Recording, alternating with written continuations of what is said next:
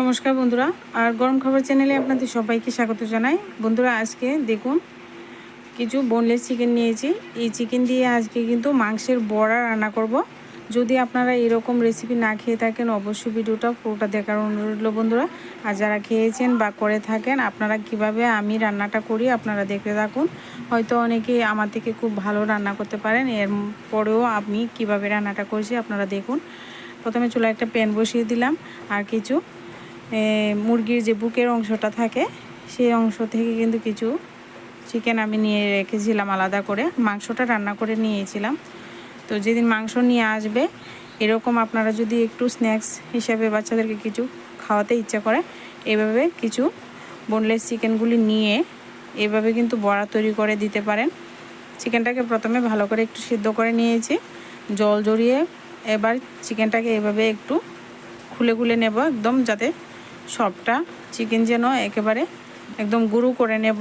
দেখুন সবগুলি কিন্তু এভাবে গুঁড়ো করে নিয়েছি। এবার সবগুলি চিকেন আমার গুঁড়ো করে নিয়েছি, আর এখানে কিছু মশলা দিয়ে দিচ্ছি। এর মধ্যে পেঁয়াজ কুচি দিয়ে দিলাম, একটা বড় সাইজের একদম মিহি করে দিয়ে দিলাম।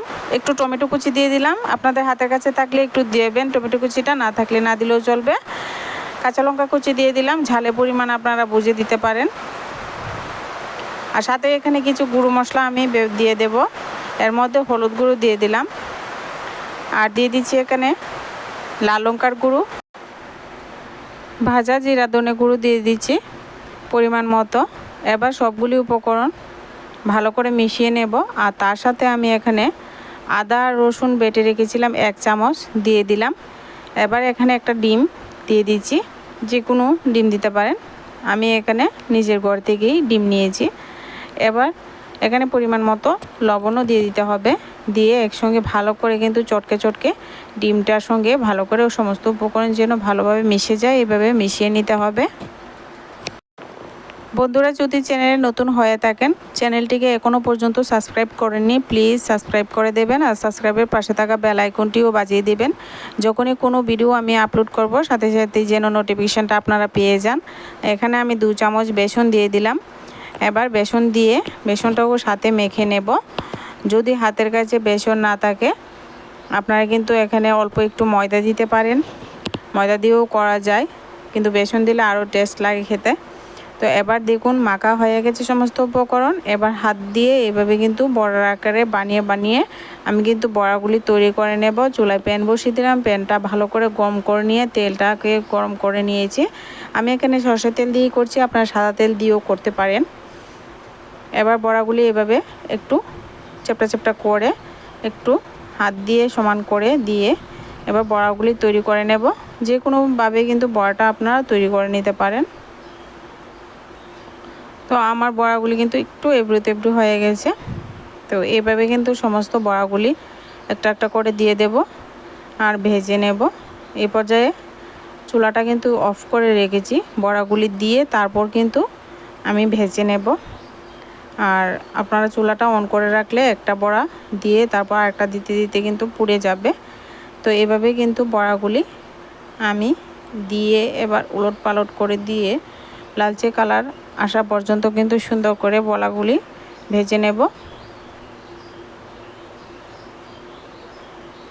আমার এই ঘরোয়া রেসিপিগুলো যদি বন্ধুরা প্লিজ আপনাদের কাছে ভালো লাগে প্লিজ লাইক করুন, কমেন্ট করুন, আর চ্যানেলটিকে বন্ধুরা সাবস্ক্রাইব করতে ভুলবেন না।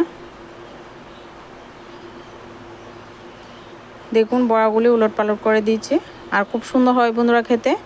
আপনারা বিকেলে স্ন্যাক্স হিসাবে খেতে পারেন, বাদ দিয়েও খাওয়া যাবে।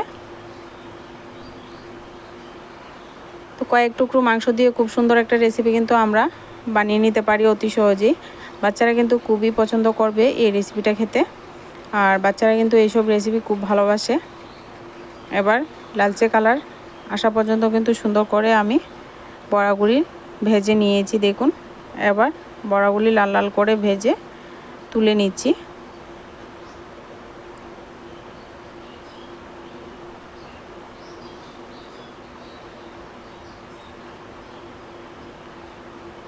তো একইভাবে কিন্তু সবগুলি বড়া আমি তৈরি করে নেব বন্ধুরা।